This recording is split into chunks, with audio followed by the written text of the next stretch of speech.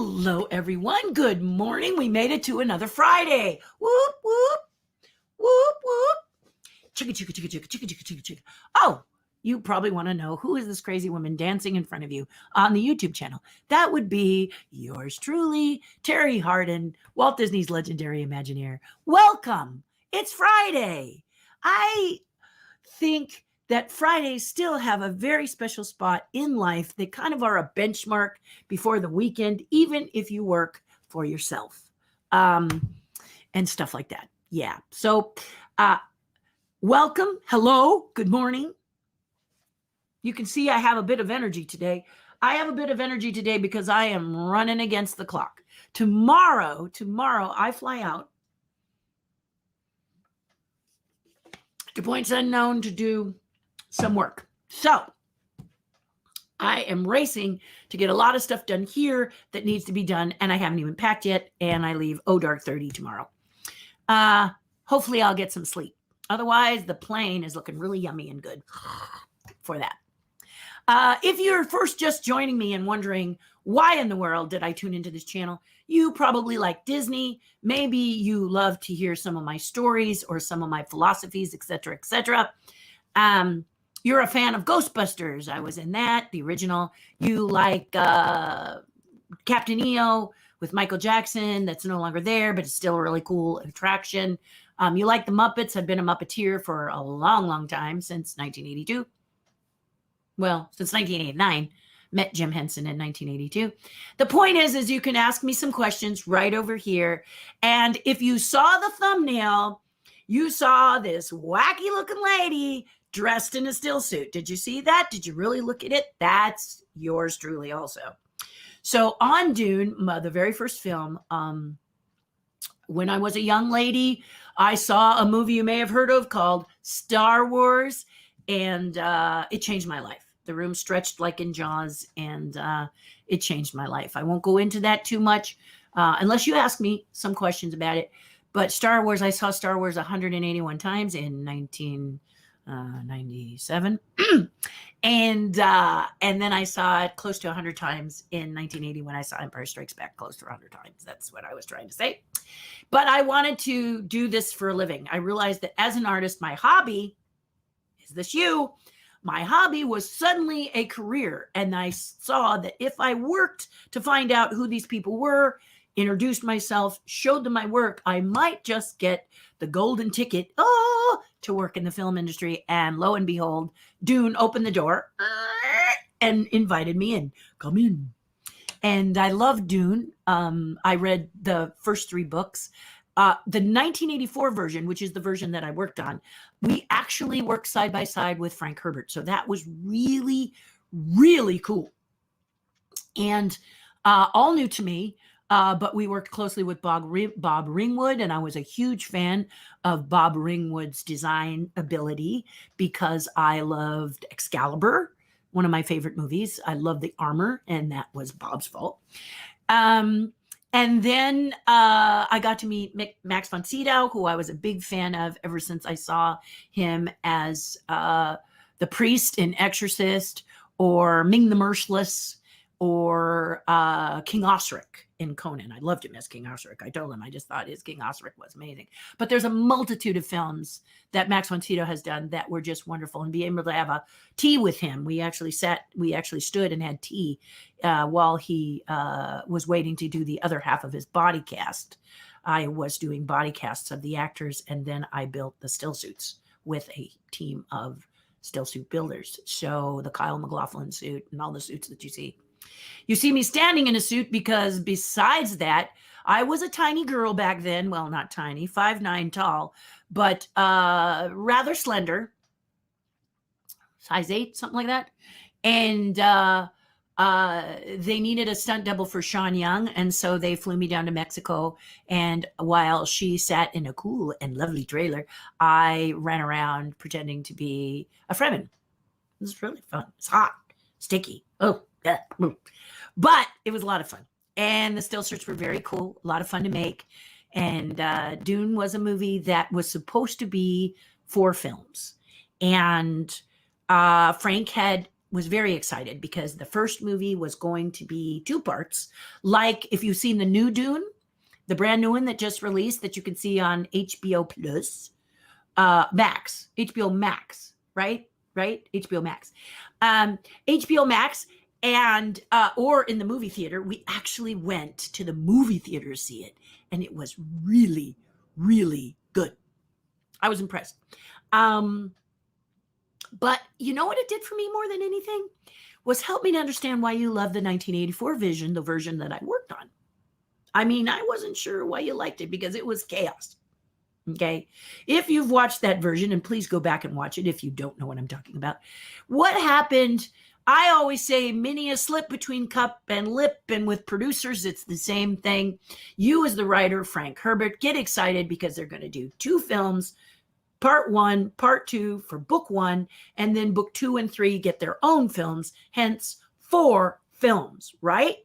But then when you go to the movie theater at the first screening, you realize that one of the producers, in this case, Raffaele De Laurentiis, decided to smush it all together like a big stew that tastes and do all of it and only make 1 film. What you don't or may not know is that, and I may have mentioned this. No, I don't think I mentioned it on my public channel before. Over 7 hours of footage ended up on the cutting room floor. That's right. Ended up on the cutting room floor. So the story that Frank wanted to be told never really got told because all of that was never seen. Now, I may have mentioned a fella on YouTube that did a remix and he did a fan edit and it was 3 hours long, but apparently now it's been blocked. And that's too bad because it's really, really good. And I hope that I don't know if you can see it. There are ways. I know you guys have ways of seeing it. But it's been blocked for the US. Universal saw it, brought the hammer down, and you no longer can watch it. But it was really, my husband said it was pretty average, but I thought it was really good. And it helped me, and the new Dune helped me to realize why I do love the movie that I was a part of, the 1984 Dune.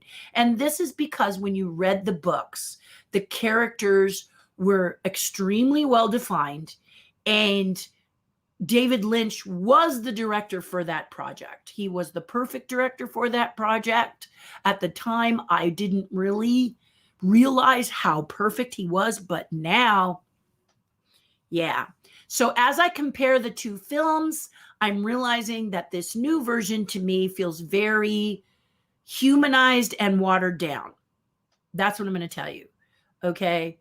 And I don't want to spoil it for you, but for me, the Harkonnens, when I read the book, were the creepiest race I had ever read at that time. We have met some creepier races since then in science fiction, but this was a creepy race, kind of like the Alien and Aliens, just something you don't want to get near because you're not going to fare well. It's not going, the outcome for you is most likely going to be extremely bad.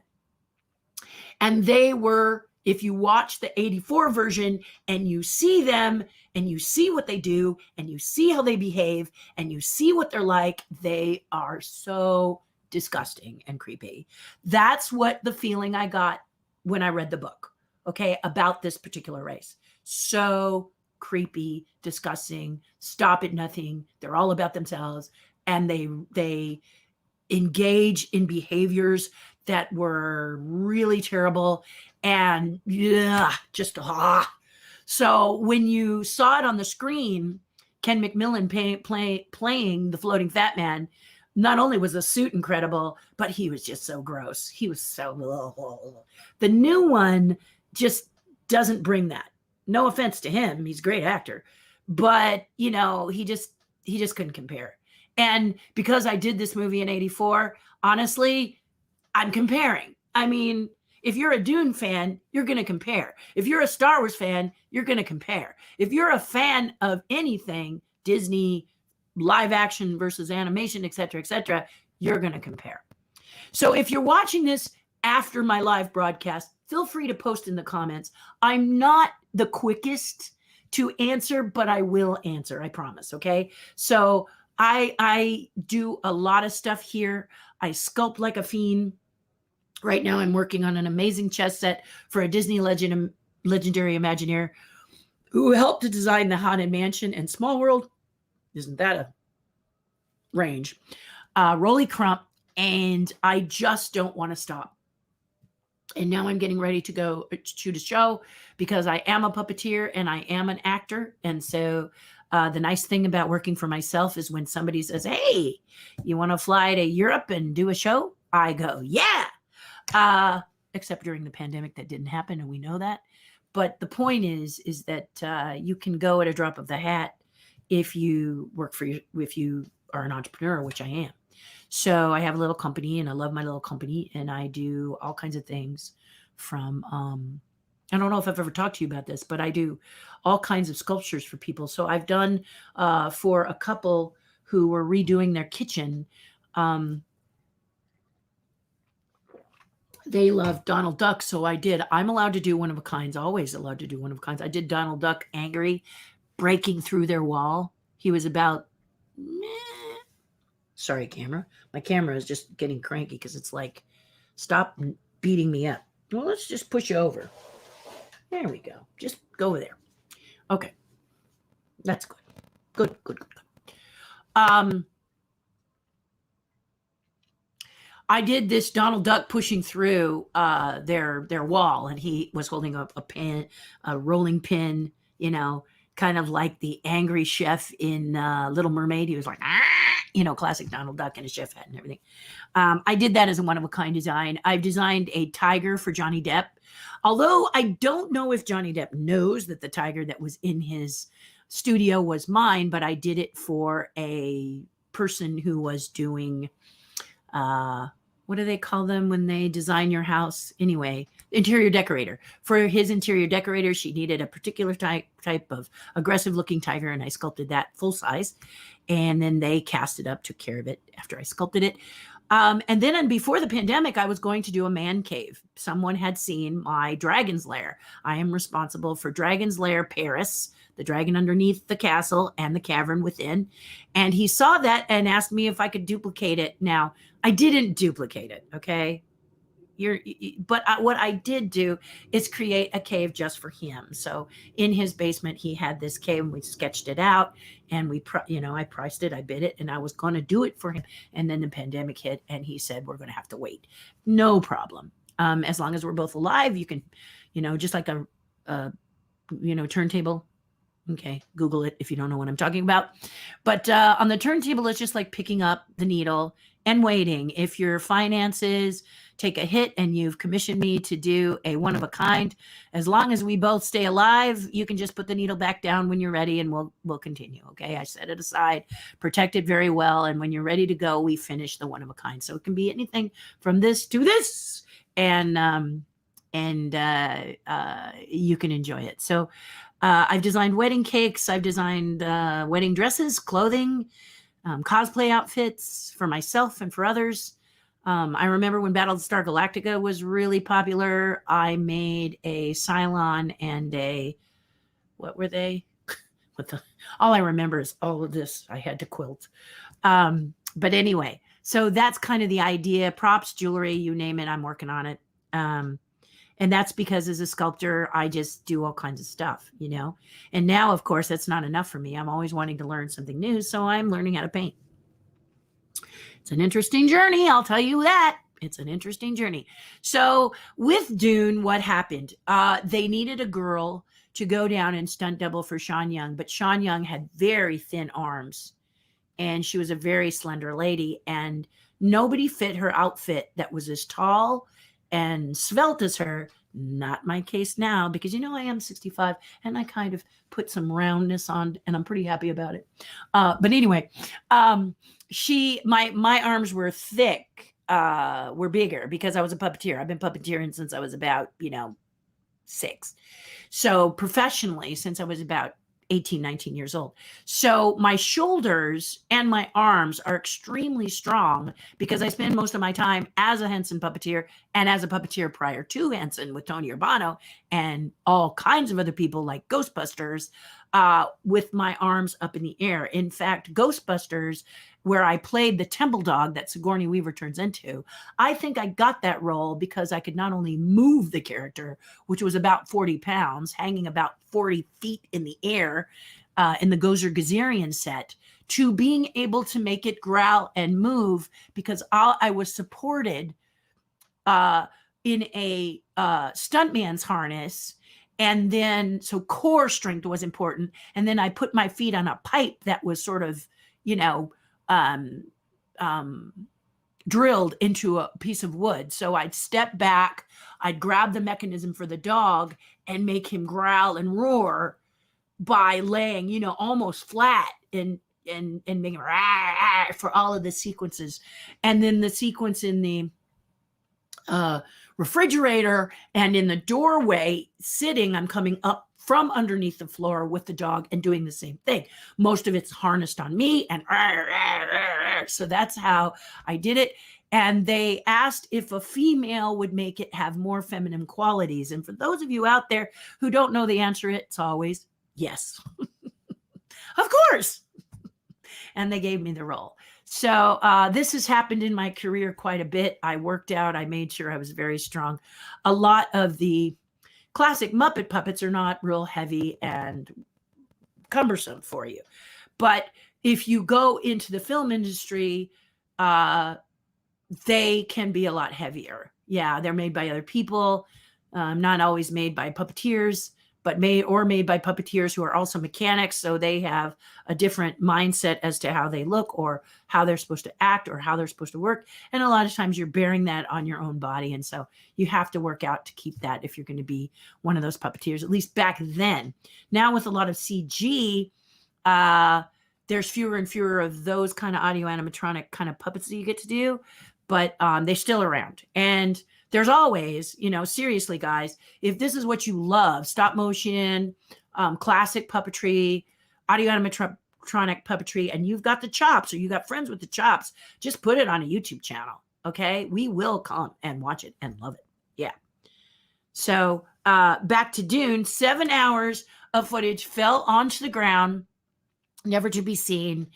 There was a Japanese laser disc years ago that I should have bought. You have those purchases that you wish you'd bought and then you didn't do it, where I wanted to see what footage they had missed. And then my husband turned me on to this fan film, and I thought it was really good. Okay, I thought it was really good. It felt like the book to me. That being said, this Dune is also good. It's just they took a lot of the teeth out. I'm thinking didn't feel quite. But the characters didn't really, in a lot of the cases, fit the book as well. To me. Okay. I appreciate your comments if you disagree, but I really loved the way it was filmed. I thought the music was pretty good. I love the acting. Adam, my friend Adam, asked me about the young girl who plays the love interest, the Sean Young character, if you will. Been a while since I read the book. All you guys have the Paul Mobdeeb and know the see what I mean? If I don't do it constantly, I tend to forget. But the point is I'm very well aware of these characters because I love these characters. But she was beautiful, but it's a two-parter, so we don't get to see her bring it, and we'll see her bring it in part 2. So it did enough to make me want to see part 2, this film. So I highly recommend it, and I highly recommend it in the theater because you get the surround sound, you get to feel it as well as see it. Maybe your screen at home gives you that experience. Ours does not. So my husband really wanted to go see it, so I made sure that we went and saw it on $6 Tuesdays at the AMC in a lounge. I actually said if it was going to bore me, I could fall asleep, but I didn't fall asleep. And my husband said it was going to be a long movie, and I didn't feel the length either. I thought it was I thought it was good. Just a little, they kind of softened a lot of stuff. Yeah, I felt it soft. In the 84 version, I felt the creepy, the scary, there's a particular sequence that just gets me every time in the 1984 version, and it did not hit me as intensely in the new one. And I realized that thank you to this Dune for being made, because it helped me appreciate the one that I worked on a lot more than I did before. I was in shock when I first saw it. I was like Frank Herbert, who really was speechless when he saw that it was not going to be the film that he had been promised. Yeah, many a slip. Yep. So let's go to your questions. You can ask me about Dune. You can talk about Disney and the fact that there are some channels out there that are talking about how Universal is doing better at new attractions and making them more interesting, more interactive, and that they believe it's going to take over Disney. And what do you think about that? Do you think,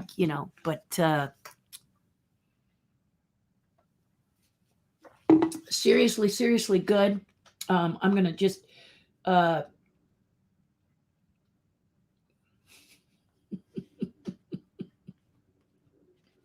he's so cute.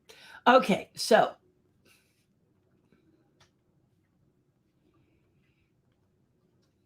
I'm talking to my manufacturer here.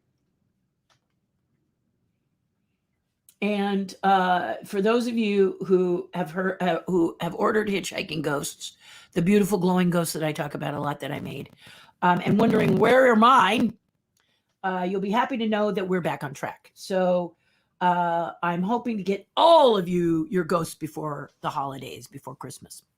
That is a goal. So Rolly Crump chess set, and the Rolly Crump chess set, I just want it to be to the mold, my mold maker and my painters, so that we can at least get the prototype done so that we can show it to Rolly. Okay. Rolly is amazing. He's designed some amazing things, but I don't want to assume he's going to be around forever. It's a person never knows when their time's going to be. And so I don't want to sit and act like, it's no big deal. I really am working my hiney off with it. And many of you may be saying, what is the Rolly Crump chess set? Well, let me just kind of show you right now. I'll just give you a quick peek at the chess piece that I'm working on. Here she is. I'm just going to put my picture in the corner and turn a light on for you. But here she is. Look how big these chess pieces are, guys. So this is the queen. I am almost finished with her. The goal is to get her finished by this evening, so I've got a little bit of work to do. And the idea is to make her look like wood. So I hope she does. I hope she looks like a wood carving as you look at her here. So I have to work from about here down. I've gotten this all to where I'm happy, except for this right here and the same on this side. I'm now working to differentiate here from fabric. So that's when I'm working. These are actually her sleeves. And if we look at the Rolly Crump illustration, you can see that it has all of this great design area here. So that's what I got to put in here. And then because Rolly designed the front, he gave me the sides and the back. So here's more of her hair. She has like hair everywhere, which is kind of cool. And then I have to make sure that it's reinforced, because I found out from chess players, they like to rest their finger. So I made a finger rest here, and they don't move it from here like this. They move it from here. So I want to make sure that she's strong enough. She doesn't snap, because they're going to be expensive. So anyway, I'm talking to chess players and everything, but I want to have this done before I fly out. So I have lots of work. The reason she is inward and Rolly has approved everything, and the reason the bat doesn't look exactly like this one, is because all of that could snap off. So the idea is to give you the impression of what I'm looking at here. Did I do a good job? What do you think? You think it's coming along? Does it look like wood? Yeah. Appreciate your comments. Yep. Okay. So there we go. So that's my aggressive, desire to get that done. And I don't want to stop. So the idea is to get this done so that my mold maker can have it and my painters can have it, and we can generate an art proof in the 2 colors that Rolly has approved. So we'll be showing you that. And then I will be isolating myself after I get back and really working hard on that chess set. And also, I have made a promise to you. You may remember or you may not remember. I'm going to work hard to get the Cheshire Cat out too. I know. What else do I need to do?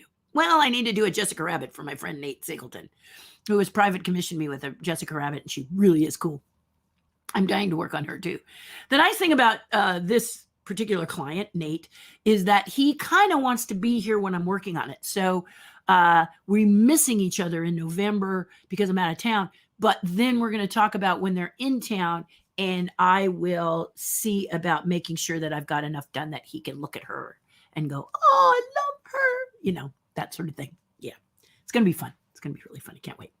I can't wait. So let's hear what you have to say. But now that you've kind of heard what's going on, forgive me as I look at my manufacturer information, because of course he wants to come at a time when I'm broadcasting, like right now. And I said, no, it's got to be after. So that's kind of the tete-a-tete, and that's the only reason I'll be looking at my phone, but I apologize ahead of time. He has been so unable to help me deliver these ghosts because of various reasons, and now he's able. So I don't want to let a lot of grass grow under my feet, if you know what I mean. So part of the things about owning a business, maybe you are interested in that or not. I also had a pumpkin class, an amazing pumpkin class, and the pumpkins were gorgeous and beautiful. And what I should do for you guys is just take a moment to switch out a bit here. Oh, I should mention while I'm putting her in a safe place.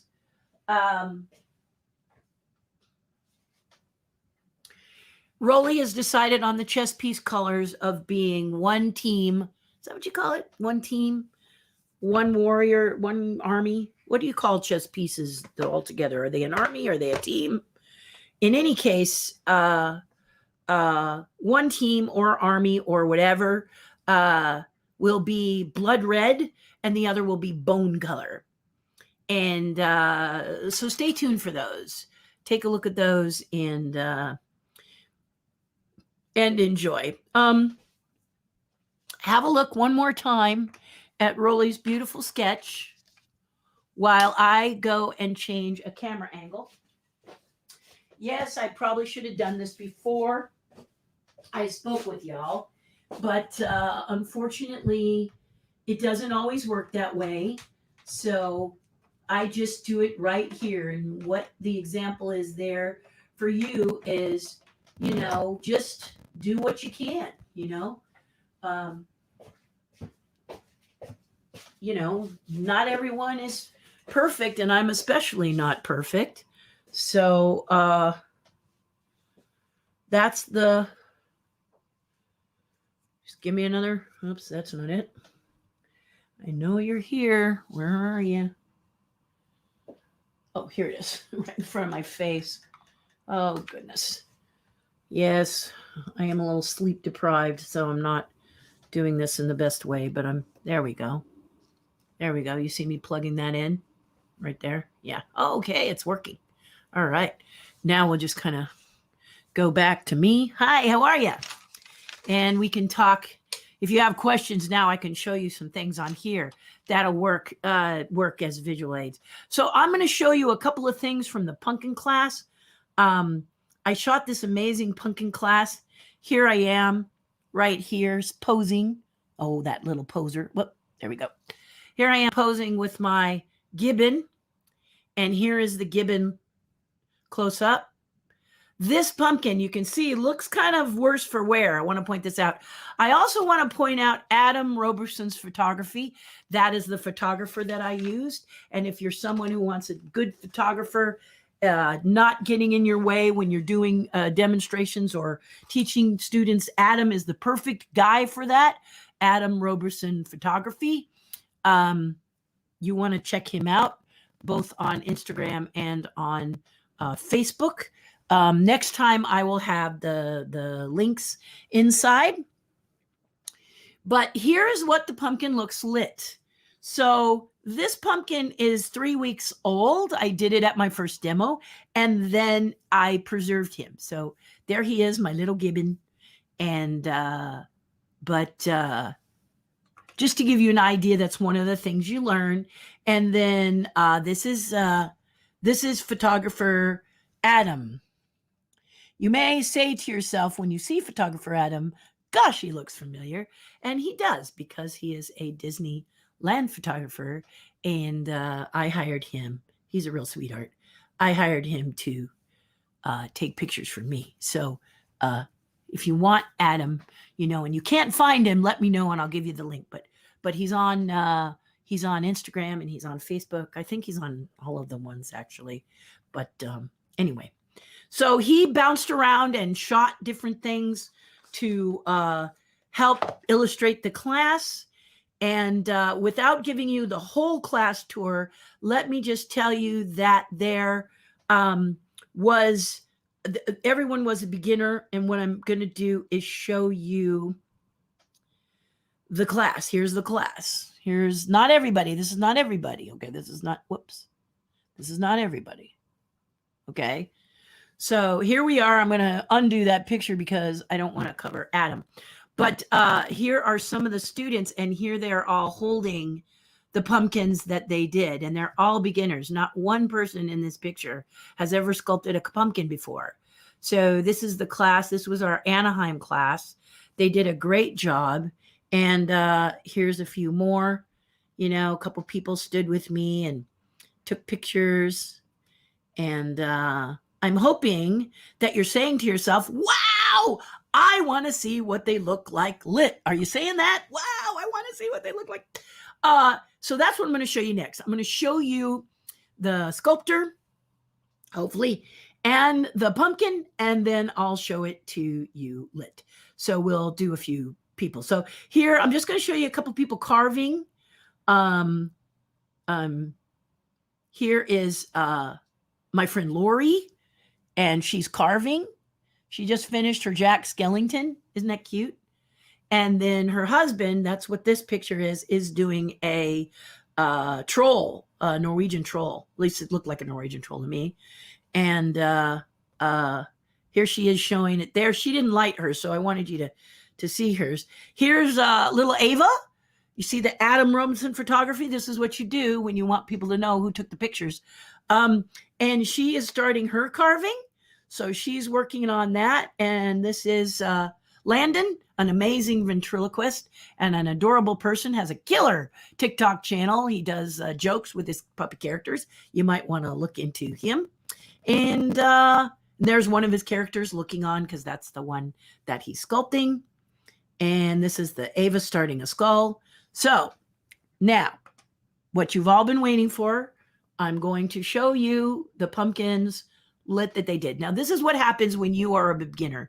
You could be someone who's carving it and you're saying to yourself, I don't know if it's going to work. You may say that to yourself the entire time you make a cut. You may also say to yourself, this is not working. This looks terrible until you light it. Once you put a light inside, it's going to shock you. Guaranteed. So consider doing this class next year, because we're going to do it again. And we're going to talk about it early and understand that these people who are beginners are now alumni, and many of them that got so excited that they're coming back. So it's going to be a tough fight to get into the class. It's not marketing speak to you guys. All right.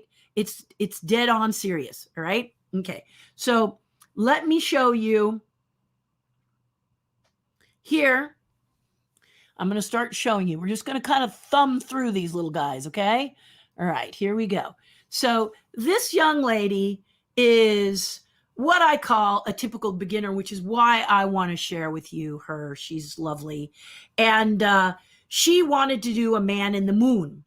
And she brought a very simplistic man in the moon, and then she brought an intricate man in the moon. And she said to me, am I too much of a beginner? Am I biting off more than I can chew? Well, I don't know you as an artist, okay? Straight up, I don't know you as an artist. So I told her, do the one you like. And she did the one that was very more difficult. The whole time telling me she did not think she was getting this, did not think she was doing a good job. Take a look at it lit. What do you think? Yeah. What do you think? Incredible, right? So another smart thing about being someone who hosts this class is you get somebody who can be your event planner, and I did, and she was amazing. And in the split lick of an eye, she did a dark room so that people could see, because people stayed the whole day. You remember, maybe you don't remember that I said I'm there in the morning till God turns the lights out. Well, so was most of my class, okay? Here it is lit. How about that? Wow. And isn't that Adam Roberson photography nice and yummy, right where it needs to be? Yeah, both good jobs on both part. All right, here we go. This is the amazing Leslie. Leslie decided to give herself a little bit more of a challenging character. To keep the skin intact while carving the flesh underneath, you have to have a bit of a precision hand. But she wanted to try it, and who am I to tell her she couldn't? Did not know her, did not want to put a label on her, too many labels, and look how well she did. So, and look at it lit. Isn't that delightful? Yep. Delightful. Now, this young lady, so adorable, so cute. This is the pumpkin she did. Now, you may be looking at this pumpkin as she was looking at it and saying, I've totally messed this up. Oh, Terry, you finally have your first failure. And I was like, no, I don't. No, I don't. You ready to see it lit? You ready? Now, this woman came out speechless, didn't know what to say after she saw her lit pumpkin. Look at that. Isn't that cool? Look at how, although her carving was a bit rough, it actually works.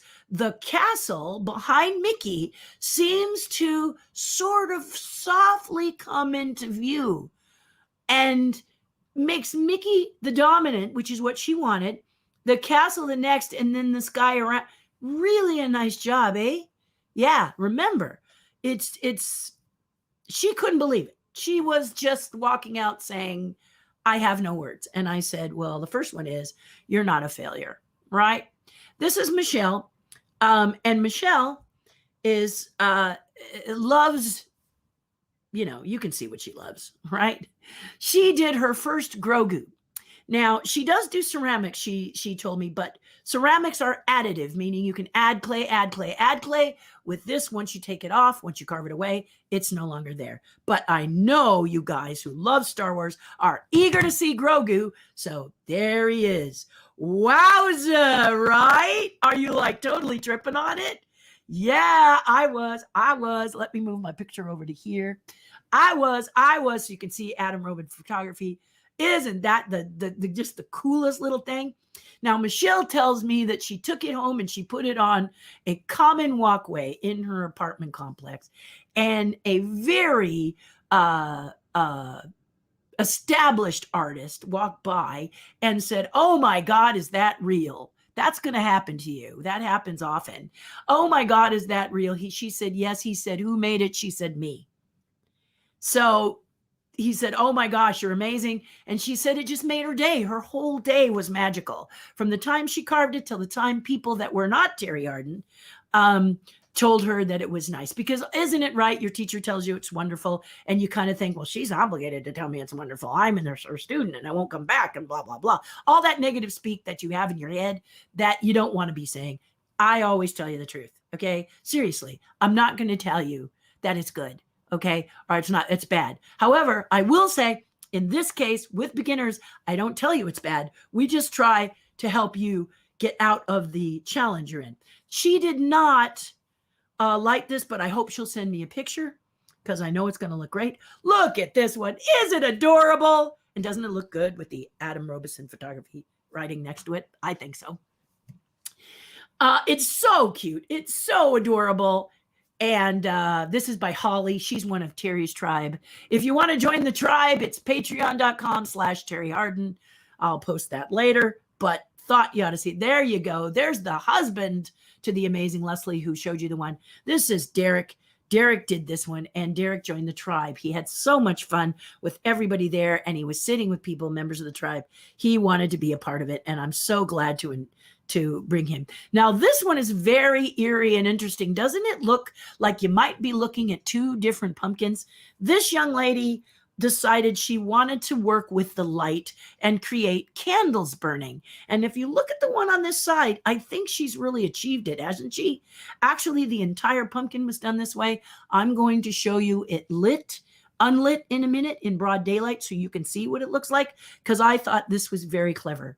So very, very clever. And then wowza, how about this one? Whoop, whoop, whoop.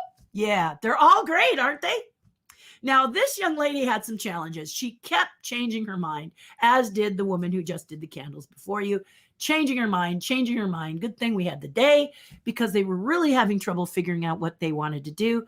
Then I took her hand and I showed her a particular type of cut that honestly, I can't tell you what that cut was, but she got so excited that this came out of it. Okay. And look at it. Doesn't it have that Monet-like quality? I'm going to sit and get off my legs. I've been on them since the end of September. Anyway, doesn't it have a Monet-like quality? The flowers, she said when she was doing the grass and the stuff around the flowers, she couldn't believe that would actually show. And when the light went inside, she just didn't know what to say. She didn't know what to say.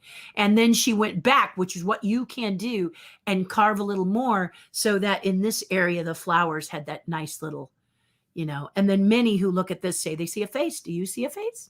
Woohoo, woohoo. Absolutely. Yeah. Great stuff. So again, we have, let's see if we have, there is Landon's. So there's Landon's. He wanted to sculpt his character. So there it is.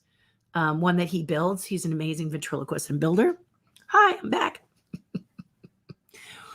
Anyway, there's a taste of the class. I want to send you that one more picture that I promised you of these two ladies. These are the two ladies, the candle lady and the amazing Monet lady. They're all amazing, but see the candle pumpkin? See how she did it? It's on all three sides. So very clever, very different, very, very different. So, and then this one, very different. Okay. Now, why do you think I'm showing you this besides wanting to edify not only the photographer, Adam, as I promised, but also the carvers? Okay. Here's why I wanted you to see the carvers. The reason you need to see the carvers is because you can go on YouTube, you can go on many places and learn about pumpkin sculpting. You can go with many teachers and learn about painting. You can go, I'm training with painting. And one of the things that I'm noticing with many teachers is that they have you all do the same thing. Bob Ross is a perfect example. When you took a Bob Ross class, he had a painting, he taught you how to do it, you followed his steps, and you created a painting. And then you all turned and took a picture, and there were 100 Bob Rosses in the room. Yeah? I think there's plenty of Terri Hardins. One is quite enough. So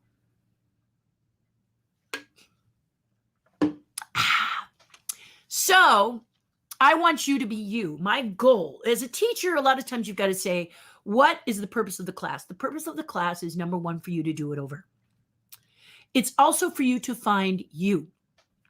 How will you find you if you continue to take courses like the Bob Rice course and keep copying Bob? Now, if you turn Bob off and you start to do paint on your own, you will start to come through. You'll start to change little things. Things will start to shift. It will move away from Bob and become you, because you're you. This is what I want.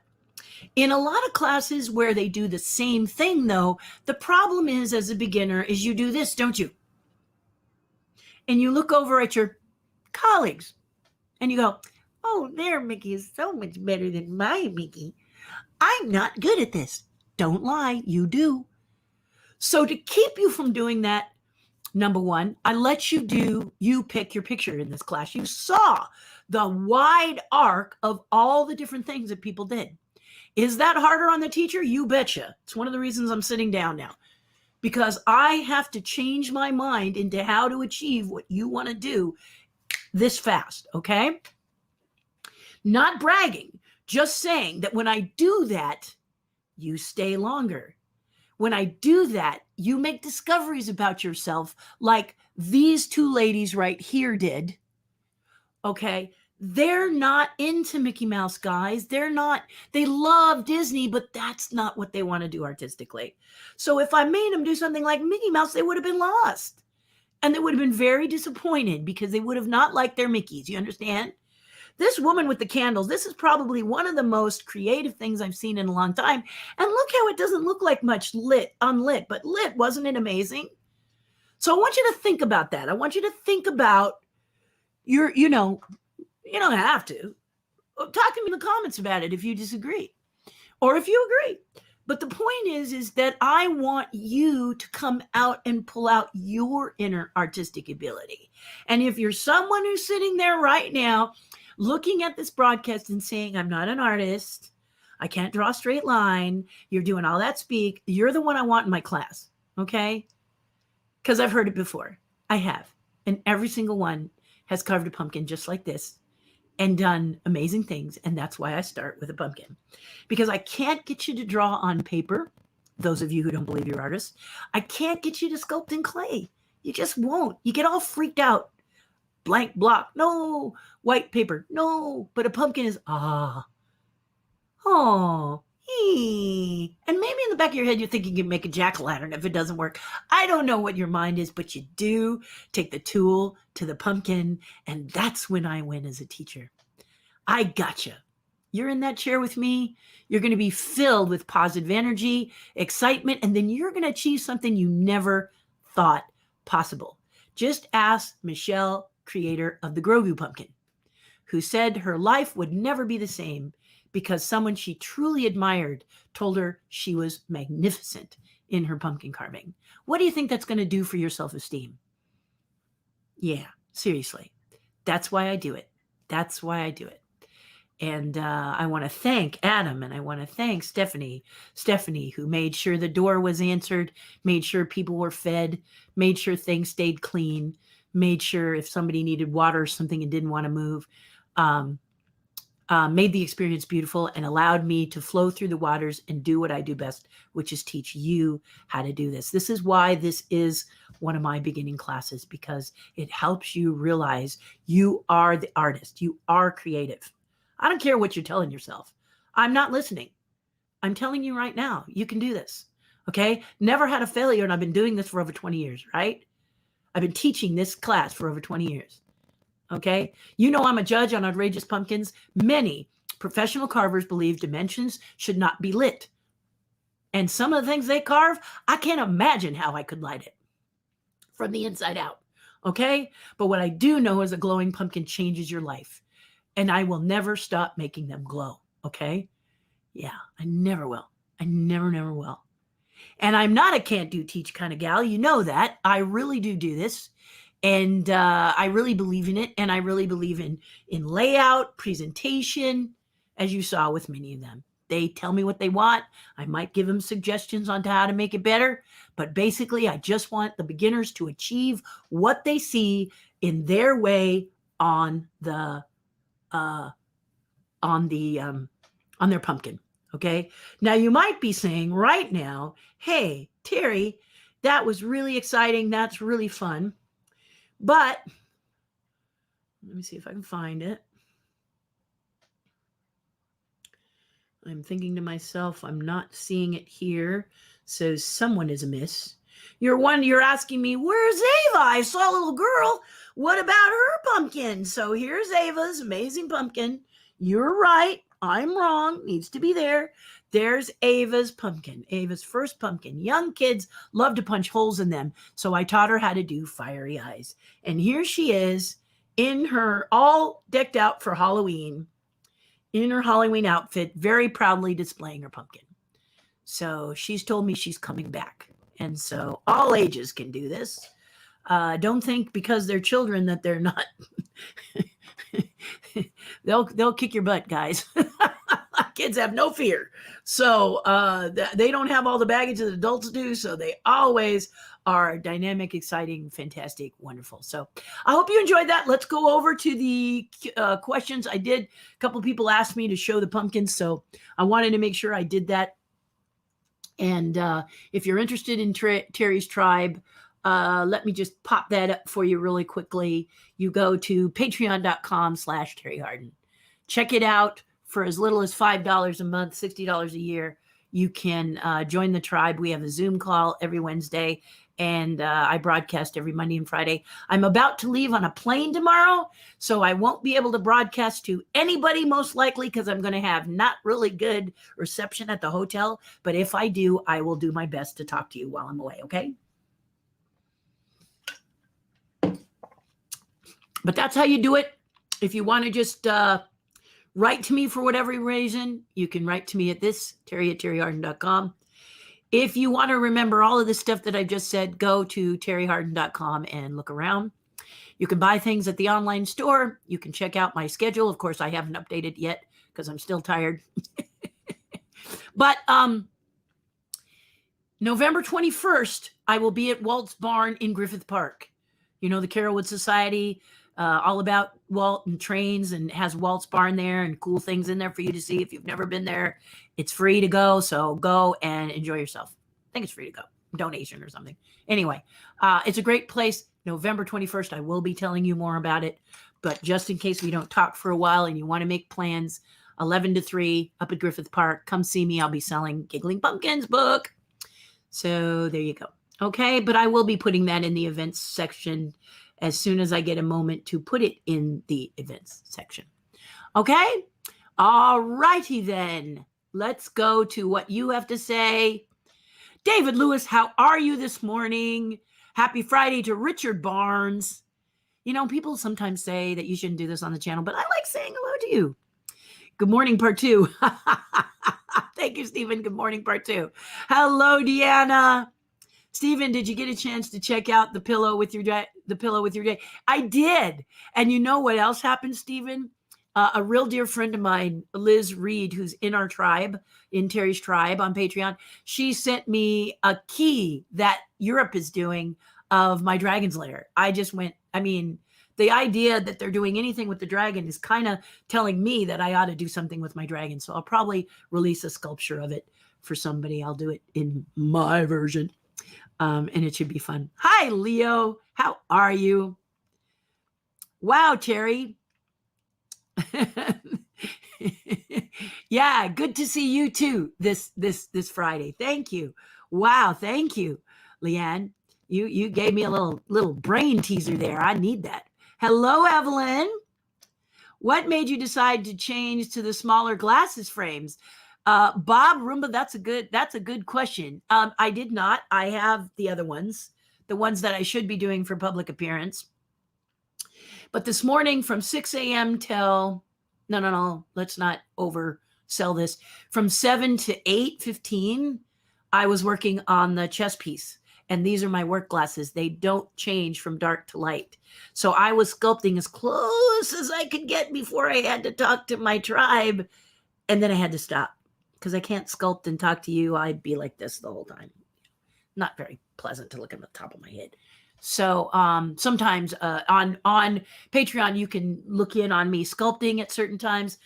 Not as active on that level yet, but next year we're gonna blow the doors off those levels. So if some of you want to, pay, invest a little more on my page, it helps me to do those broadcasts, stay accountable like that. It really helps me out, actually. And then I'll be doing trainings on there too. Right now I'm not. There is a tier for it, but I just haven't got it set up very well. Welcome to being an artist, right? Thank you, Bob, for asking that question. That'll never happen. Oh, thank you. Thank you, Leanne. Do you think it looks like wood? Without the color. Try not to think of the color because the color is going to be a bone color. You see this little cute little Harmony Kingdom box of Peg from Lady and the Tramp. She's got that sort of bone color, and then the darks go inside her. If I do put her here for you around all my tools, my plethora of tools here, if I show you here, you can see that she's got this kind of tan bone color, and then the dark goes into all the details. That's exactly what I'm striving for Rowley's chess piece on one of his teams, armies, whatever you call it in a chess piece. I'm gonna have to ask my chess advisors what that actually is, what you say. But anyway, thank you. The idea is to make it look kind of wood-like, and then make it blood red and bone color. One team blood red, other team bone color. So you'll see those hopefully soon. Good morning, Joseph. Good to see ya. Howdy, Michelle. There's Michelle. Now, there she is, Michelle Donnell. That's our, guys, give her a whoop whoop. This is the woman who did the amazing Grogu. Okay, here's our sculptor right here. So if you liked it, give her a shout out and tell her how much you loved it. And because it was her very first one, and she did a great job, didn't she? I say so. Yes. I have a question. My godchild in grade 4 really wants to get into sculpting polymer clay. What can I do to encourage artistic pursuits? And can you suggest any projects to start with? I wouldn't start with polymer. I know. And you may not be able to let this little kid. I wouldn't tell him no, because I just said I wouldn't tell him no. But polymer clay can be very difficult. But that being said, lock a key on my mouth and let's start over. Okay, Leanne? Here's what you're going to do. You're going to get the polymer clays, Sculpey 3, the one that comes in colors, and you're going to sit down with him, and you're going to start simple. Okay, so I'm going to cut to my work table, and I'm going to, on my work table, I'm going to put my face up in the corner. Here I am at, and then I'm going to leave your comment up here. So if people just joining us or they join later, they're going, what is she doing? So I'm going to take a little ball of my Chavant here. I don't really work in polymers anymore because they don't give me what I want. I'm very particular as a sculptor. I know lots of clays. But anyway, we're going to pretend this little ball right here is polymer. Pick your favorite color. It's maybe purple or whatever, right? And let's just do with your 4-year-old, just start making fun little things. So first, make a snake. Okay. And if you're worried about the metal dental tools that I have here, here's some loop tools that you can get. It might be a little too delicate for him, but find objects like forks in your kitchen, things that you can use, or even little plastic tools. But now you can say, make a snake, and just let him make a snake, right? He's making a snake.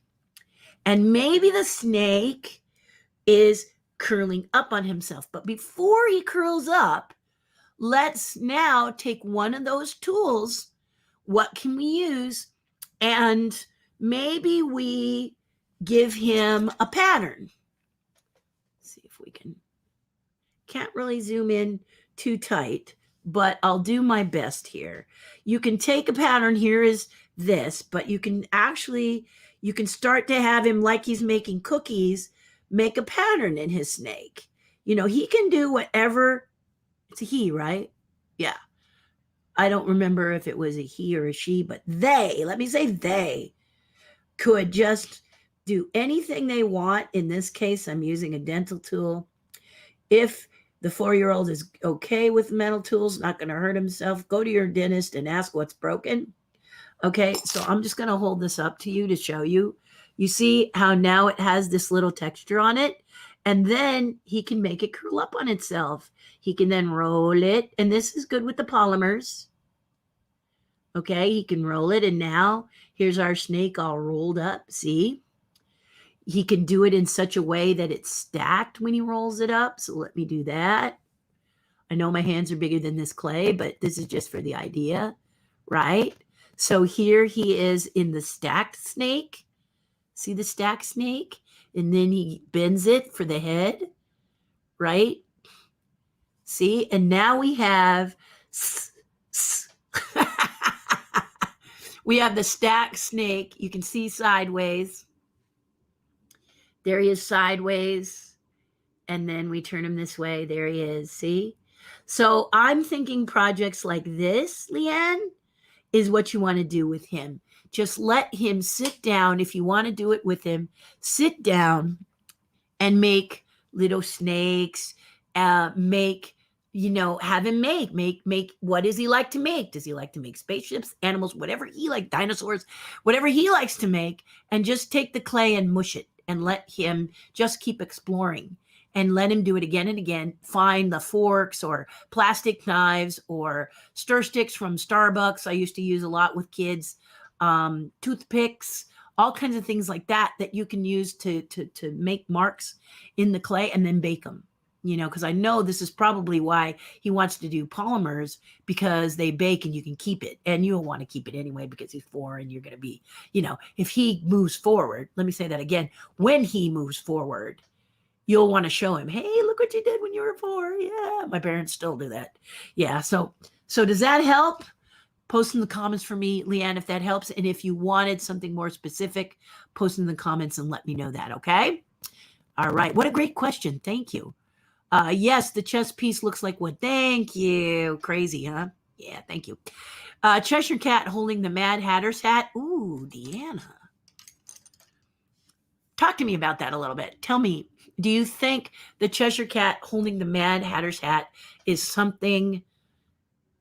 You guys like the Cheshire Cat out there? Talk to me. Would that be cute? I think that would be cute. That actually sounds very cute. Holding or wearing it? Would he be wearing it? Would he be holding it? Would he be having like kind of a happy like, holding the hat? What do you think? I have to check that with my friend Josie too. See what she thinks. She's the one who made the actual suggestion. She gets number, that's Josie. Cheshire Cat. She gets number 1. Mad Hatter hat. That's a great suggestion. Is it any wonder that Deanna's part of Terry's tribe? Those are the kind of things that they do. They make suggestions and we love it. As a spectator, I thought it was terrific. Yes, indeed. Indeed. Talk to Landon and was so glad that he got to spend pumpkin time with you and puppet time. Plus, he's just amazing, Bob. He's just amazing. He's an amazing, magical kid. And he shared with me how I helped him. So that's really touching. It's really, really touching. It really touched my heart. And I'm very grateful. Yes, indeed. Wow. Oh, thank you. Same reasoning behind my individual painting glass in a group setting, allowing everyone to create their own piece. Joseph, very important. Okay.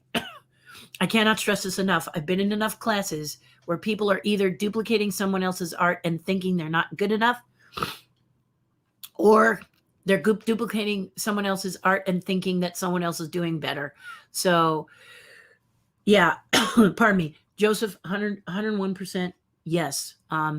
Different stuff. I mean, you would agree, right, Joseph? It's harder on your brain, my brain, because we are changing oars in the water as we come to each person. But it's great. It's so great to get tips on your painting. Now, that being said, following your teacher and copying their process is fantastic. You want to paint like Bob Ross. You want to have that freedom that Bob Ross and that joy that Bob Ross had for all those years. Duplicate Bob Ross. Okay?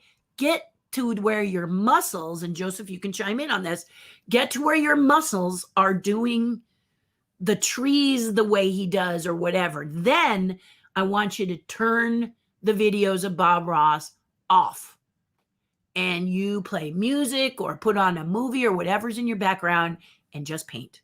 Okay, I want you to just go for it and see what comes out of you doing the techniques that you remember. Okay, that's okay. Yeah, because for me, I'm learning painting too. I have actually duplicated the processes of 3 painters who each seem to do the same. Well, one painter wants you to pick a subject that you really like, and then he shows me how to make it into a photograph, which is very challenging because he's very young and he's really working me hard, and I'm not so sure I want to paint like that. But I'm being a good student and following his process to see. Okay. I also did a palette knife painting class with another lady, and everybody duplicates her art, and she stands with her whole class and said they're all so proud, and they show how they're duplicating, and they have thousands of her.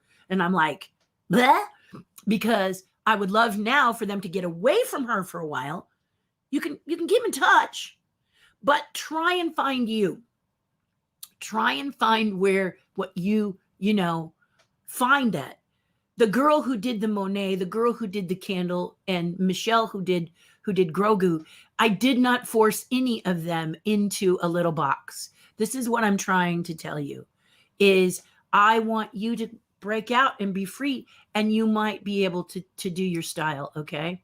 I'm doing a new painting class where he's letting us do our own drawings, but he wants us to kind of follow his process, and I'm going to do it. And I don't know if I can, because he simplifies his paintings down to like a mural art that you've seen, where very solid colors, very bright colors, outlines, stuff like that. I've never done anything like that before. And it's very restrictive because you don't do the detail that I'm used to. Okay, so now I'm trying to represent what I want to represent with as little line and as little detail as possible. And yeah, I'm sitting here going, oh, we're about to go in the color phase. Ah! I'm excited, but because can I keep it simple? I don't know. I really don't know. I'm looking forward to that experience, and I'll share it with you. The class I'm taking is from an amazing artist called 1000. He's about 2 years old. No, I'm kidding. He's very young.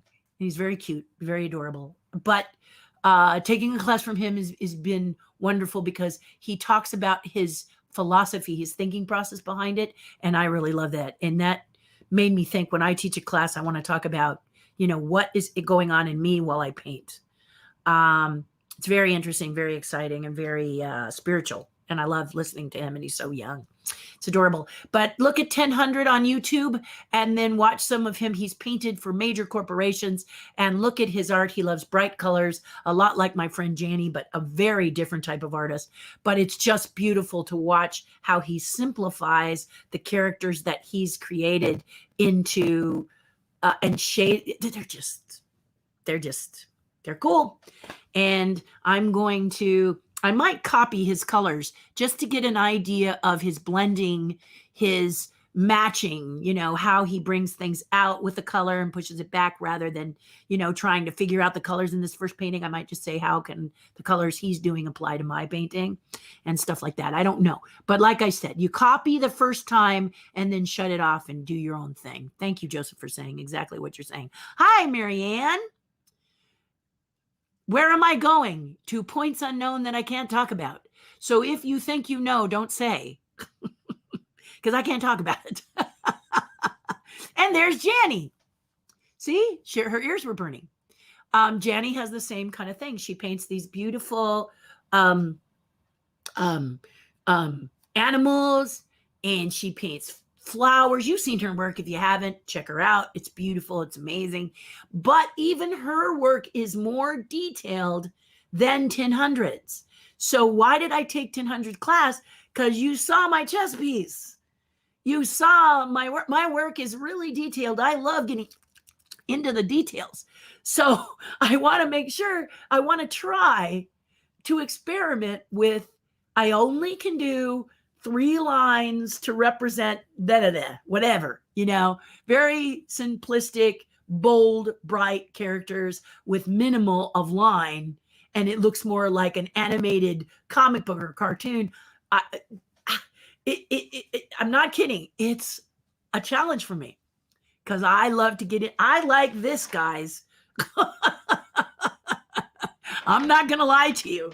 So now I have to learn. I have to discipline myself. So we're all learning is what I'm saying. As an Imagineer, I'm constantly striving to learn something cool, because what if something hits and then I go and do it myself and it's a blend of detail and little art.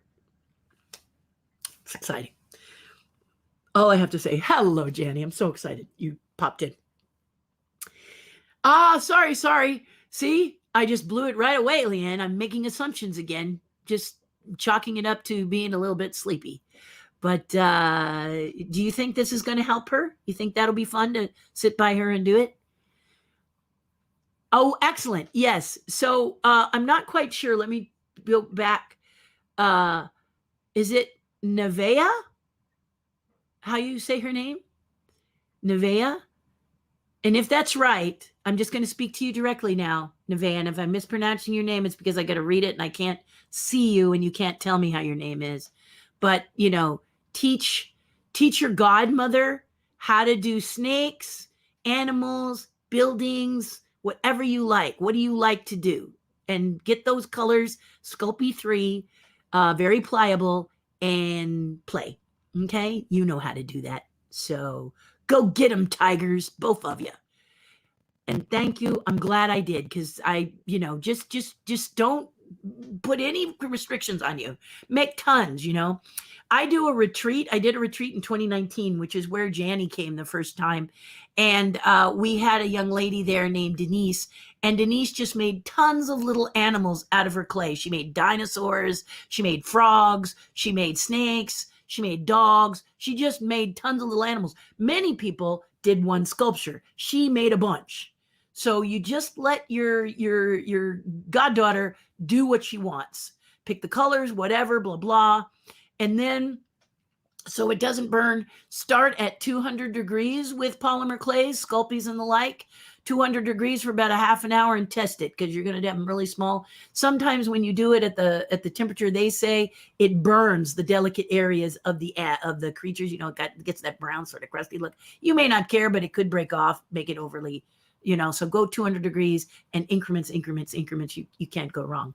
Okay. All right. Any Mad Hatter stuff would be fun. Well, there you go. I know what's floating your boat, girl. What about a Jabberwocky? Oh my goodness, that's a great idea. You want to send me a picture of what you're thinking? Do a sketch real quick, Janny. Can the cat hold the hat while the Mad Hatter is still wearing it? No, because that means I have to sculpt the Mad Hatter too, which I'm not going to do. Because many of you have seen The Hitchhiking Ghost, right? You know that they run $1,300. So we don't want to add a bunch of figures. We want to bring the cat down to an affordable price, which is just under $200. And some of you are going, that's affordable. But that is where my sculptures usually rest, is around just under a couple $100, as opposed to just under $1,500. Yeah.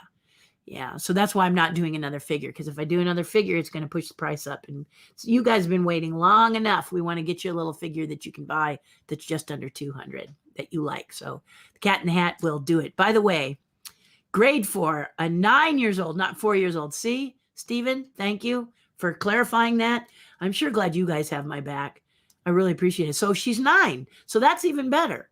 So she might make flowers. I'm not going to say, don't say, just get her a bunch of the colors and let her make whatever she wants and then bake it. You're going to be happy. Start, as like I said, at 200 degrees. Okay. If you want to put in an armature inside, foil is not really the best, but cover it all the way and you probably will be okay. Well, in an oven, you're okay. Just use foil, crunch it down real tight. And that can be, if you don't want to use a lot of clay, but just monitor your 9-year-old who's in grade 4. Thank you, Stephen.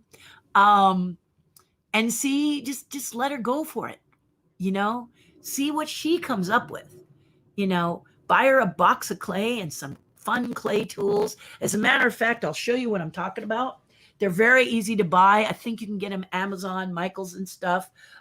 Once again, take a look at even better, take a look at the amazing Grogu while I go around the corner and get some tools to show you what I'm talking about. And here we go.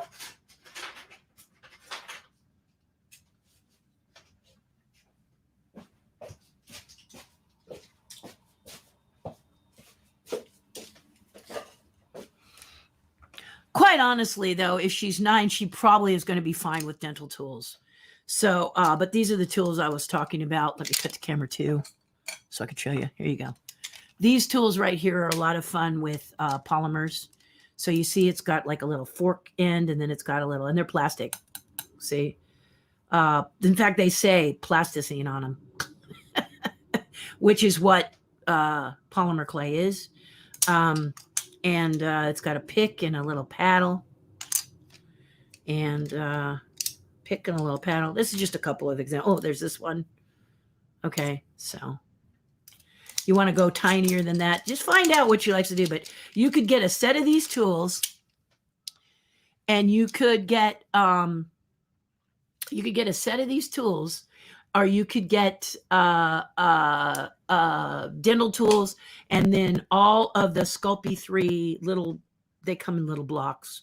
They might come in bigger now. I have to be honest. I have not worked in polymer in a long time, because I tend to go really, really, really, really tiny. And I like wax. What? Yep. I sculpt in wax. Truth be told, I sculpt in wax. So when I want tiny details, the problem with polymer clays and Sculpey, if I'm sculpting really, really tiny, is that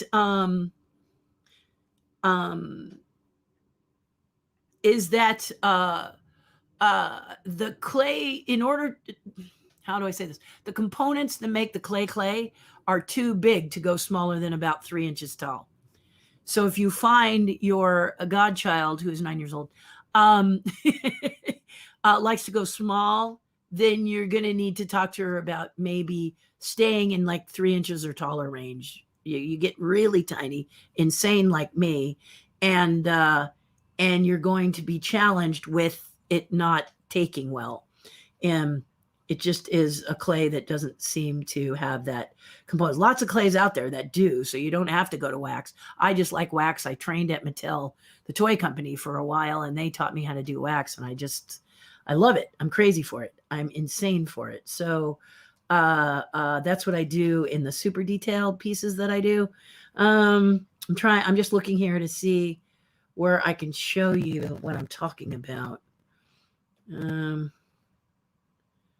Let's see if it's under Disney Sculpts. The one I really want, well, I can show you this one. This is 0. Let me show you 0.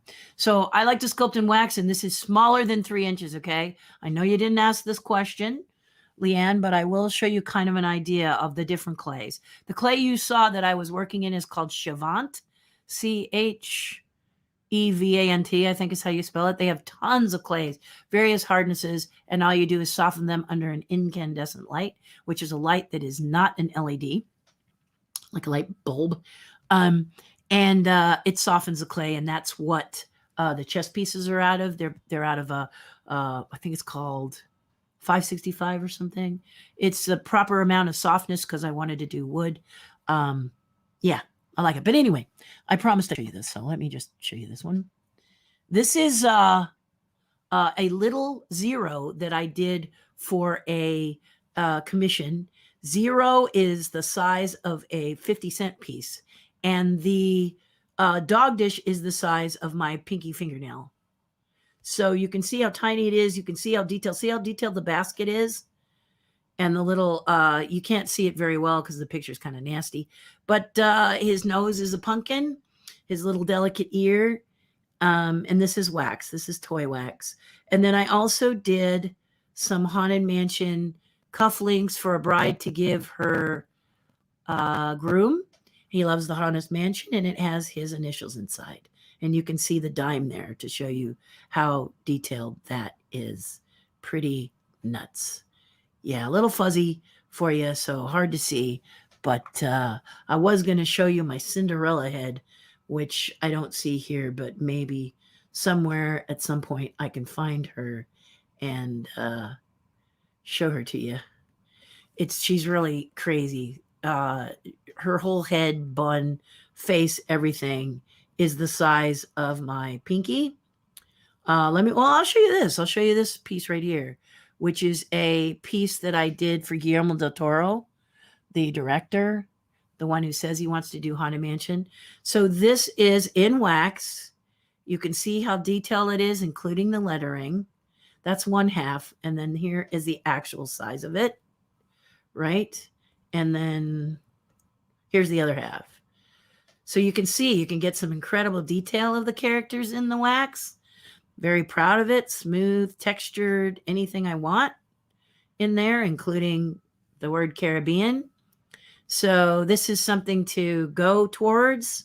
Move to the light is the wax. I love the wax. I will be teaching a wax class for the more advanced sculptors because it's crazy. And this is the pirate bed that I sculpted.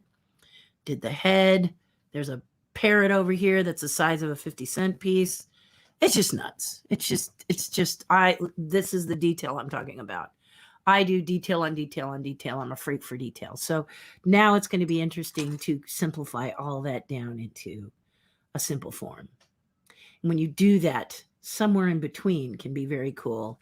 And maybe people will start to look at my paintings like they look at my sculptures. That's a Terri Hardin. I know it. I know that's a Terri Hardin. And that's what you kind of want. Well, maybe you don't, but that's what I want.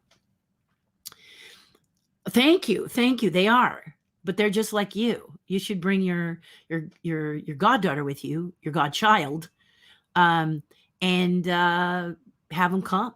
You saw Ava, who's also about 9, and she's just rocking it.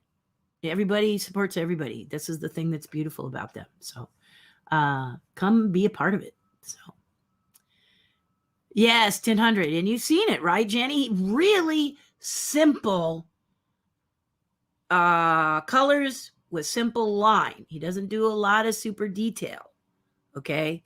What was really cute is he talks about how he wants to make music. He's doing this piece and he says, so music is like, I'm going to do an instrument for music. And I automatically think violin, piano, guitar. He does a boom box. I have no idea what a boom box is, but that just shows the difference in age. And he begins to sketch this boom box and you're like, all right, beatbox, not boombox, beatbox. What the heck is it looked like a Geiger counter. And I was like, no. Music is guitar, music is banjo, music is violin, music is piano, music is, notes, anyway, it just shows the differences. And it was just great. I could feel it in my head. Check out his friend Slew. I will.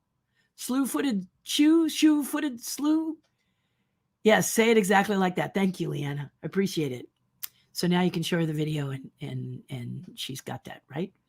Okay. Yes. Bob Burdine says, Cheshire Cat in the Hat. I know that Cheshire Cat in the Hat would work great, Bob. We could maybe put the cat in the Cat in the hat, but we couldn't make the Cheshire Cat thin and lanky like the Cat in the Hat. People wouldn't buy it. California and the Disneyland people, the difference between Disneyland collectors and Disney World collectors is they want it on model. And so it must be on model. And that's a restriction I will not change. Floral wire works. Yes, it does. Floral wire does work. That's true because the floral wire is insulated, isn't it, Deanna? Good idea. Good idea. Yes, yes. I don't work in any clay, but I'm sure she would want something that could harden, be kept as an end result. This is what most beginners want. But when they really get to sculpting something big, I have a friend who says, and I quote, it's like sculpting chewing gum. They get depressed, they get upset because they're not achieving what they want to achieve. If this happens with your godchild, then please stop and get her some water clay. Wed clay, W-E-D, for Walter Elias Disney. Look it up. And it used to be at a place called Laguna Clay Company, but I don't know if they still carry it. But grab some and let her play in that. That's what I do with my first-time students, because you need the clay to be your friend. You can keep it. It's going to be fragile because it's usually fired in a kiln. But the reality of it is you get to learn the technique and it listens to you. Sculpey can often fight you and make you feel like you don't have the talent. I'm going to put my magic wand on top of you, Leanne, and if you see her start getting frustrated because of the way the clay is sticking to her tools or causing her problems, make her stop and tell her, I will tell you now, if you get this far in the video, push it aside and do some water clay. Water clay means you can smooth it with water. You can let it dry. You can do, it's very flexible. Use your fingers, do all kinds of different stuff. Wrap it up in a damp, take a washcloth and squeeze out all the water of it. Wrap it up gently. Put it in a plastic bag and it'll preserve it because it will dry out. But once she feels her techniques, she can go back to Sculpey. If she must do a polymer clay and she's fighting it, then suggest to her to use water to smooth it. Many people talk about Sculpey makes a thing that breaks the clay down to make it smooth. That is not necessarily what you want. Because polymer is an oil-based or a non-water-based, let's just say that, I don't know what their base is really. The tool, if you put a little water over it, the tool glides on that bead of water because that clay doesn't absorb water. You follow me? So it cools the tool and makes the tool glide across the sculpture. So if that, or your thumb across the sculpture, or a little piece of paper towel or whatever, things like that.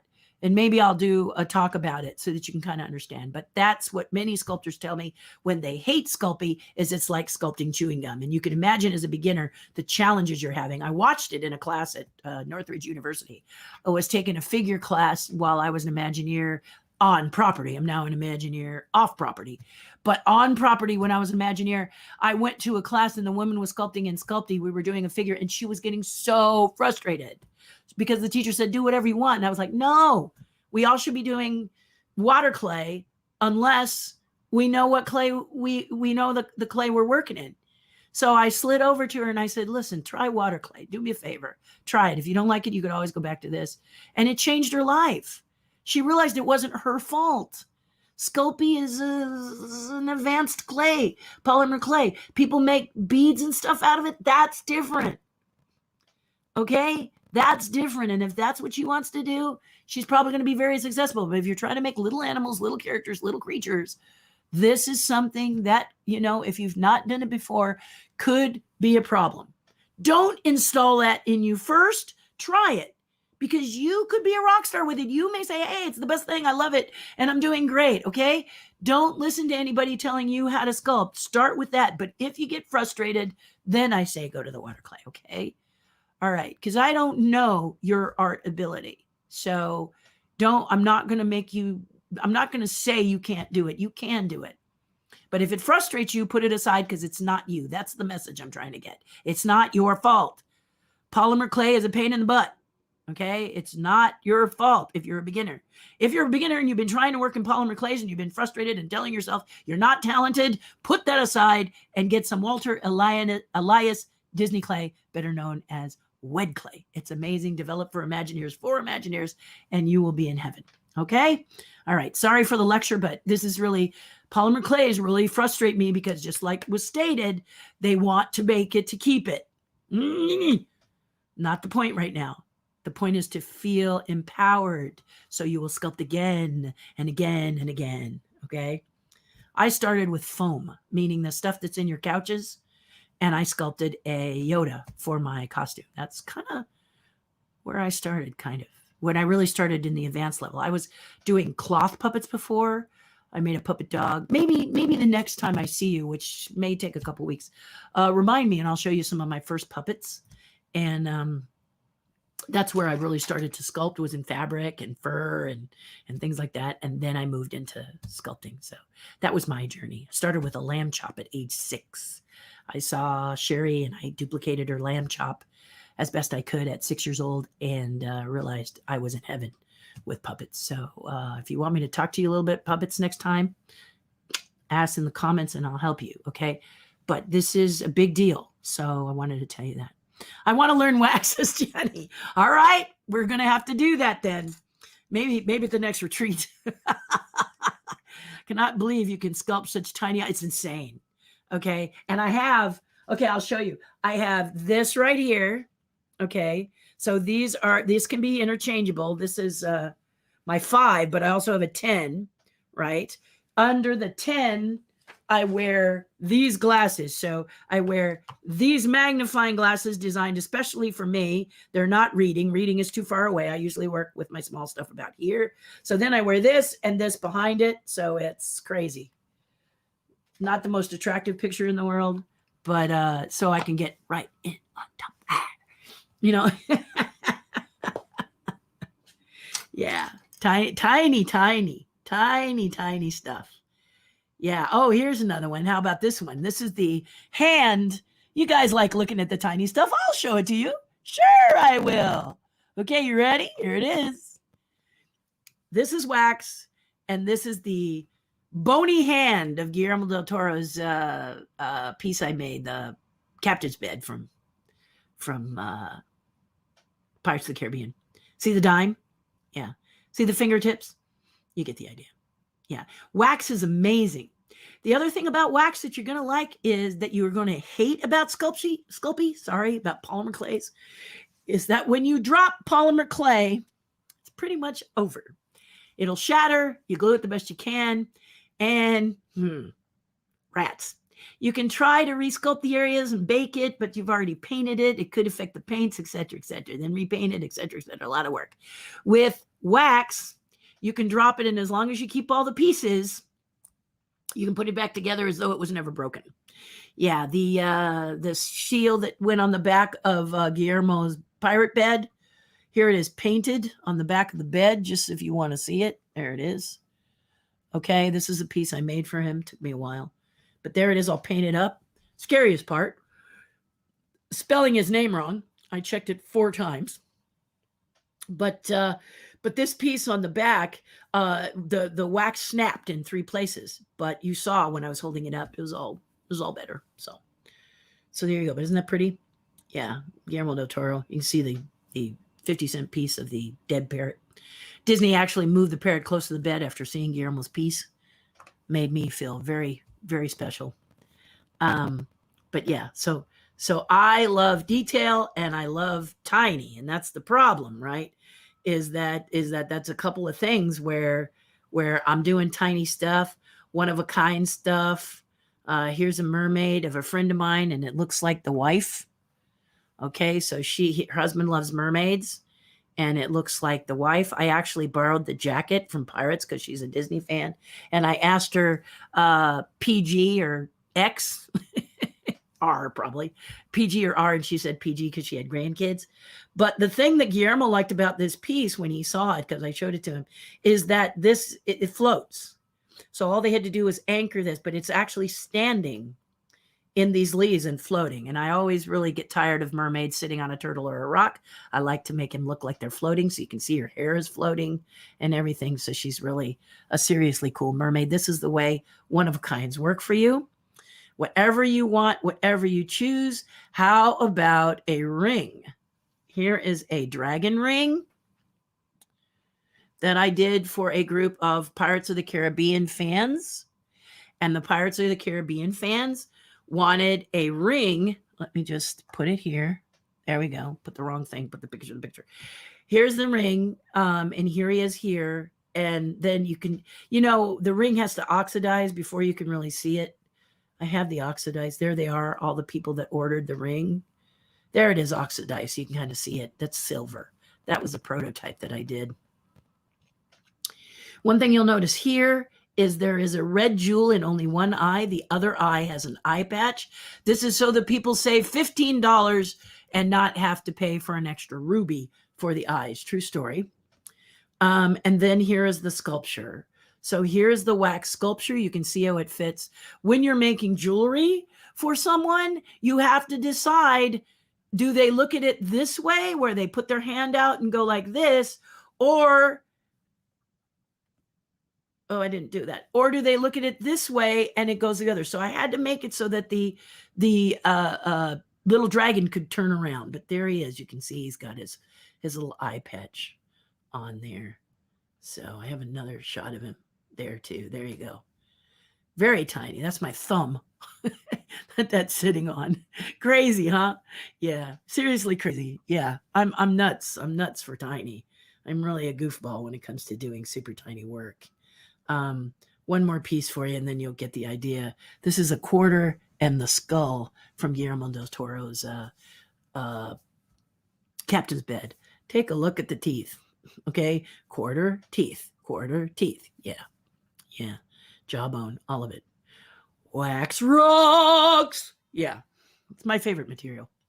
Yeah, I love it. And I'm always working super tiny in it. So I'm just a nut. I'm just gonna say, I am all about the miniatures. I'm all about tiny. I tend to do that a lot. Now, what I've learned to do for you guys is, I see you here. Where is the one that's by herself in clay? I see her painted, but I don't see her. I'm looking for my Cinderella head because everybody goes, whoa, whenever I show off the Cinderella head. So I'm trying to see if I can find my Cinderella head. There's a ton of examples here, and I should just continue to, but I don't see her. She's eluding me.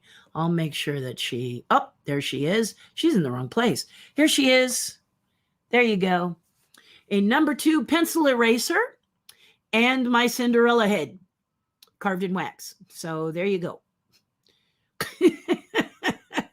Is it a wonder that I'm trying to paint like 1000 and maybe see if I can minimalize my insanity when it comes to detail? Yeah, I'm a goofball. Yeah, Mr. Grinch. I truly am insane. I love to sculpt so small, all characters and all, Mr. Grinch. So many know my name. That kind of worked. Anyway, here you go. There is the full size. This was done for Tokyo, I think. She was going to go on the top of some glass or inside some cup or something. But there she is, my little Cinderella. She can just see her. You can feel her, right?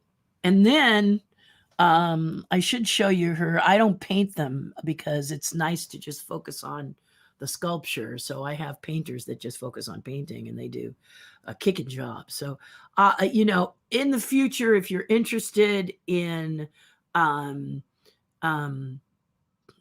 more of my crazy stuff, just ask and I'll show you some stuff. Yeah, here's a class I taught where all the beginners did their own thing with that clay. What clay is it? Wed clay. So this is another lady who said, I want to paint a dragon. She'd never sculpted before. And she did a simple dragon, sort of HR puff and stuff dragon. And then she did this. Then she had a picture of this. And I said, which one do you want to do? She said, I want to do the complicated one. So I taught her how to do the complicated one. This is the one she did out of that clay. This clay is very responsive. You can see here someone in the back doing, they're all doing fun, crazy, wonderful things. Look at this little sweet little face that she's doing. See, they're all, this was at the Villages. And see what I'm talking about? Here's what I'm talking about, Leanna, is here's a woman that did all kinds of things with her clay. So she made all kinds, did a little frog on a lily pad, little dog or fox, little bouquet of flowers. She just had a ball. She did, this is a cyclopsy kind of character.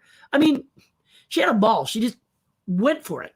And that's what that clay does. It helps you to not fight the material. That's the words I was looking for. So I hope, let me know how you guys do. Okay? Send me some shots too. Hugs and loves. Have a great weekend. Mwah. Thank you, sweetie. We're wrapping it up. I know I'm going a little bit longer. It's like, I'm at 1:38, so I ought to do the same. Oh, the theremin is great, though. I think that would be my instrument. I'm going to write that down, Stephen. I'm going to borrow that from you. That's a great idea. Is put out theremin, because the theremin is really neat. I loved it. Oh, gosh.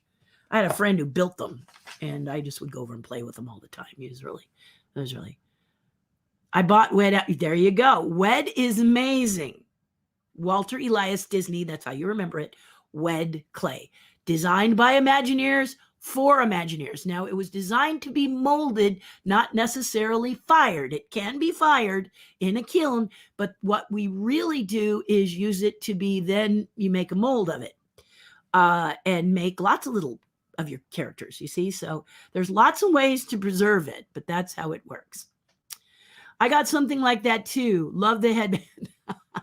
I know, right? Yeah. How do you store the wax? Do you keep the wax items in the fridge? No. A good question. A very good question. Let's take a look at this lady's lovely art while I go and show you the clay, the wax. Because the question is a good one. You're thinking candle wax. Wow, how do you take care of candle wax? It's mushy, it's gushy. Just give me a moment. Okay, come on.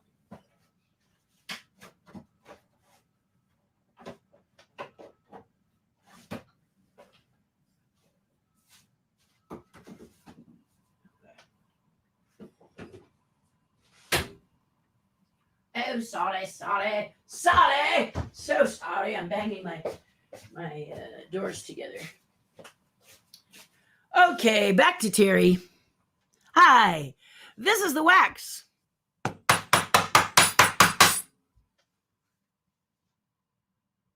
Now you're asking yourself, obviously, this is not the wax you're looking. You thought it was, right? Right? Yeah. Yes. It's very, very cool. I learned how to sculpt this toy wax at Mattel. This is not Mattel toy wax. This is by my friend Phil. And but it's in his logo. Y'all is right in there. But this wax, and I'm going to do it right down here. This wax right here. And I'm not sure he carries it anymore, which is why I'm not showing you his name. It's I got to find out if he's still doing it, and then maybe I can send you to it. But it's very hard. So you have to use a heating instrument to melt it. You melt it in a Pyrex. Remember Pyrex glass jars? I use it on a single burner. It melts to a liquid or little flat shapes. You carve it with carving tools. It's a bit carving and adding with the waxer.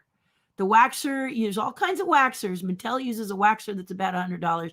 I don't like it. I use a waxer that's about $300, so it is an investment. But it's you saw the results. So for people like Janny, I would probably do a class where I have a couple waxers and they have you into my studio. It's going to be a little bit more expensive to teach you the wax, and I'll try and do videos of it with this wax. But this is toy wax. Toy wax takes 400 degrees to melt, which means that the waxes are just fine sitting anywhere in your house. Absolutely. You don't want to have it by a stove. You don't want to have it over your fireplace. If you collect the waxes from me, and many people do, but my waxes are the mommies. And then from that come the children, the castings that I do. And the problem with the waxes is that they are the original. There's only one. And so they can be expensive. But many have paid for the waxes. Yeah, my friend who's a Tinkerbell fan and helped me with Tinkerbell tiptoeing across the map, her husband bought the wax for her. He made payments, but he bought the wax. So she has the clay, the wax, and the Tinkerbell. So yeah, so 400 degrees to melt. It is an amazing material. If you are an advanced artist and you want to do this, then it would be probably a more expensive class because you're going to be one-on-one with me or two-on-one so that you can use the waxer and experience your abilities. It is a learning curve, okay? Much like Sculpey, but if you stick with it, then you really can create some killer stuff as I have illustrated, right? Yeah, killer stuff. And it's awesome. Awesome. Thank you, Michelle. Thank you very much. So with that, think about the wax. Think about, if you want me to talk to you about clays, if you're artists, you want to talk about clays, these are some of the things you can ask in the comment section.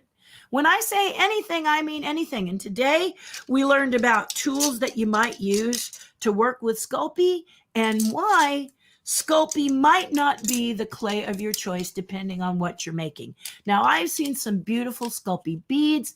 I've seen some, well, polymer beads, let's say it that way, polymer clay beads. I've seen some beautiful polymer clay. There's a guy who does those kind of snakes that are all like different rainbow colors. I have one. I love him. But that Sculpey for them works beautifully. But if you're going to sculpt a character and you're finding that you're having a challenge, please start with the Walter Elias Disney, the wet clay first. And you can use all kinds of tools, but what's really nice is your fingers work, loop tools work, all kinds of tools. Even these work too. But water is your best friend with that. It smooths it out. It does whatever you want. And it's a great clay. And it's designed by Imagineers for Imagineers. So you're going to love it. There's other types of waxes too for jewelry. They're a tad translucent. So that's why I like the toy clay like Mattel uses. This one is from Phil. And I'll reach out to him. I've been reaching out asking if he's going to make more wax. He stopped for a while because he's gotten into stained glass windows. He's an amazing sculptor. Woo, this guy was good with toys. But when that sort of bottom fell out for him, he was looking for another way to his art to be impressed upon people. And he was very, very sad. It's hard to sometimes sculpt joyful from a sad spot in your heart when everything has been, the rug's been out from under you and you're grasping for space. But he came up with this wax, and I wanted to buy from him because I was using Mattel wax. They let me practice with the wax that I had left over, and I started to make things with the wax, and then realized, it is a Mattel product. It is part of Mattel. So I didn't want Mattel to be upset that I had used Mattel wax, so I switched over to Phil, and that's when I did my pieces. And now I'm a Phil girl. So if you have any questions, the next one, and it may be a couple of weeks. I'll do my best to let you know if I'm not going to broadcast, but I will try to pop in. Just keep yourselves watching, because it's going to be a quick pop in because I am shooting a show, and I don't know what the schedule is going to be. I know it's going to be morning till night, so I don't know if I'll have any breaks, but if I do and the Wi-Fi is good, I'll reach out to you. Okay. I love you guys. I'm here for you. You can ask any question, even if it has to do with how do you do what, I suggest, I'm here to do that, or talk Disney, or talk all kinds of cool stuff like that. Yeah. All right. Do something nice for someone else. It'll make you feel a whole lot better. So if you're feeling depressed and feeling like you don't want to get out of bed, start with doing something for someone else. Take it off of you if you can. It's hard when you're really sad. That hit me a couple of times during the pandemic, but I just made a phone call to someone who hadn't heard from me, or I sent a nice note. This kind of thing doesn't require a lot of money. And you'd shoot a quick video that somebody might like, telling them how you love them. And it just starts to warm you. You remember the Grinch when he started to do things for the Who's in Whoville? You remember how his heart went boom, boom, boom? That's what I'm talking about. Okay. So I hope you'll do that. Stay happy, stay well. And I'll see you as soon as I can. All right. Enjoy your weekend and enjoy these couple of weeks. And I'll try to keep you abreast of what's going on as far as whether or not I'm going to broadcast or not. Okay. All right. Know that I love you. I care about you. And, oh, awesome. Well, I'll have to look at, the artist Alexander. Would you send me that, Stephen? You send me so many great things. Send me that, would you? Thank you. I appreciate that. Great to meet you. Yes. Great to meet you too. Welcome. Welcome. And please share with me your goddaughter stuff, or if she has any questions. I love kids. So I don't have kids, but I love kids. So let me know. Okay. Thank you, Michelle. Bye for now. Be well, be safe, be happy. Whoop, whoop. Landon would say, work a puppet. That's what he would say.